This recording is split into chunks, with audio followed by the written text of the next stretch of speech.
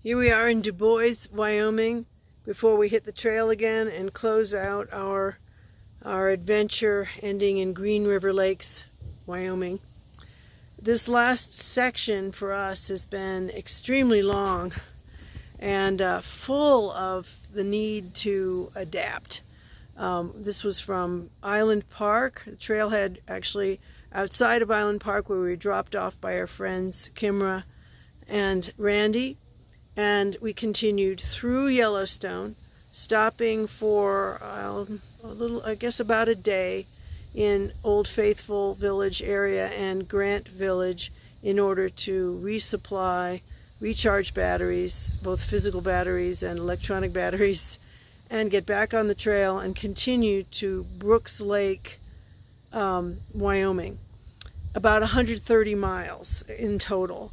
By this point, we were in the heart of our hike, and though the first part of this journey involved several challenges, especially with multiple ascents in a day and blowdowns and dealing with heat on occasion, this next section, we had our pace, and we still faced challenges, not only with heat, but with tremendous rains, including a flash flood which stopped us at the West Fork of Beaver Creek until the following morning when we could continue because the waters had gone down. If they had not gone down, like if rains had continued, we would have been in some pretty dire straits because we were running out of food, and that swollen creek was keeping us from getting to our resupply at Brooks Lake Lodge. Luckily that did not happen and we continued, but coming into Brooks Lake, the conditions were so muddy, they bordered on impassable, and we went off the trail a couple of hundred yards to bushwhack rather than face the tremendous mud on trail that had been chopped up with horse hoof prints. I literally took a face plant into a few of them. But we made it to Brooks Lake, absolutely gorgeous. Then went into Du Bois to let the weather pass. For a couple days we've waited, and now we will continue on to Green River Lakes and our big finish. So it's been a learning experience. It's been tremendous geography to walk through. We're very grateful for it, and we're pleased with how we could find our pace and adapt to the many changes this trail consistently requires of its hikers. I've come to the understanding that at the end of this, I will not say that I completed the Continental Divide Trail. Reflecting on how it has changed me on multiple levels, I feel it's more appropriate to say the CDT completed me. And with that, I hope you enjoy these photos of this 130-mile section of our CDT hike.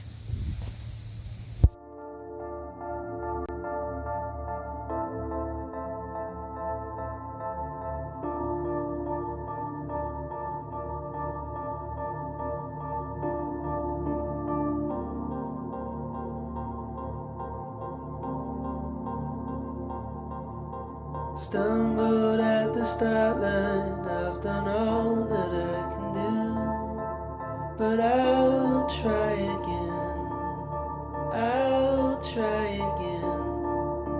Stay on the straight and narrow, we'll meet up at the end. Cramped up on the inside at the thought of losing you, but I'll try again, I'll try again. Stay on the straight and narrow, meet up at the end.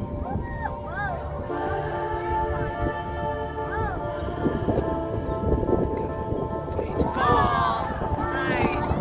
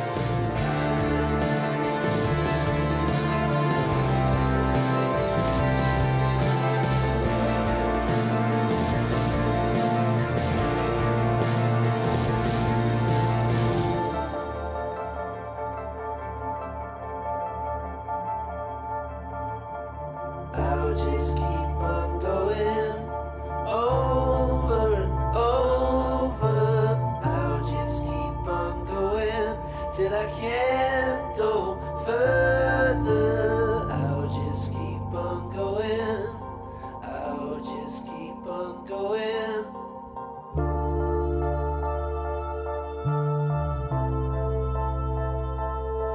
Yellowstone, along the Snake River in the morning. What a great hike.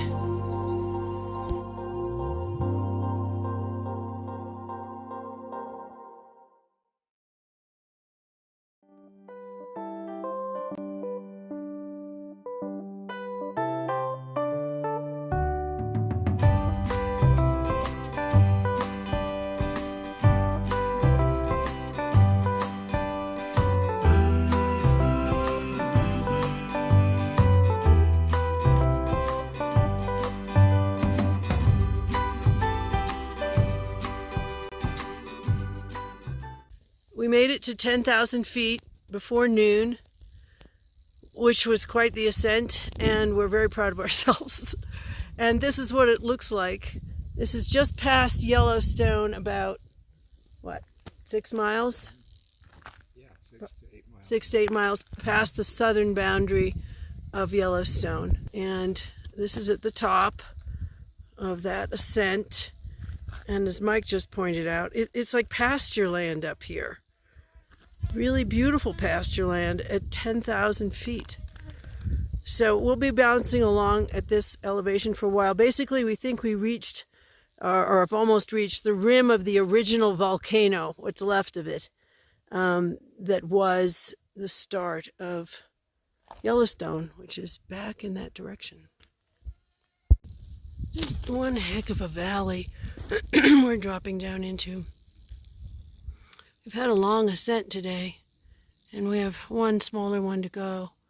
There's much of this that is a burned area, but a substantial part of what we walked through the last couple of days was recovered from the 1988 famous Yellowstone fire. And the earth is doing what the earth knows how to do. I gotta say, it's the recovery in many of the areas has been so remarkable and beautiful.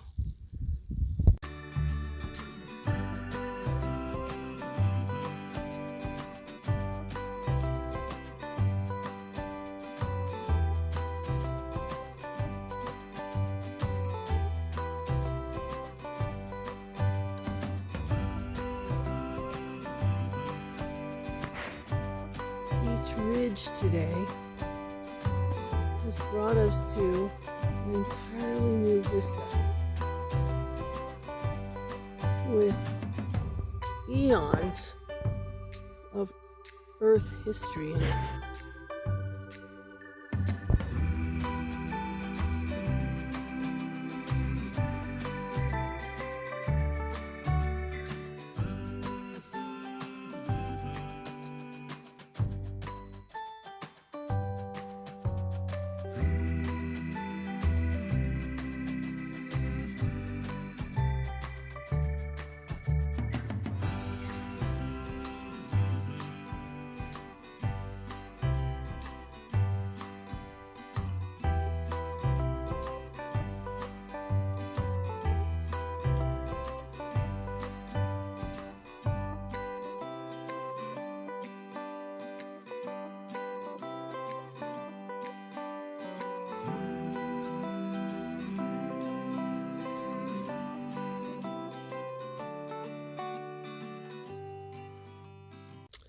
We just did some of our toughest hiking of the day, following a thunderstorm in horse hoof prints.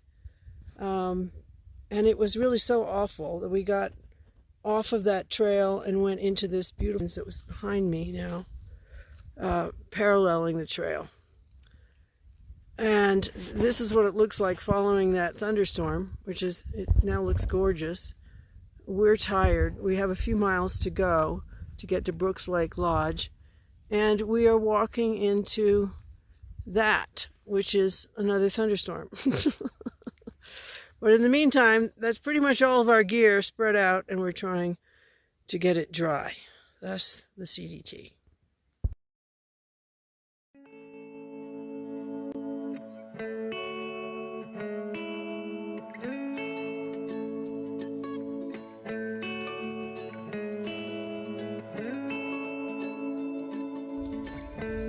to the Forest Service campground at Brooks Lake Lodge, and this is our view. I can believe it. So we're staying here one night, going into Du Bois to get some resupplies and hopefully new shoes for Mike because they are falling off his feet. And I told him he was not allowed to go into Green River Lakes in his flip-flops. And then we'll be back at this campsite tomorrow night.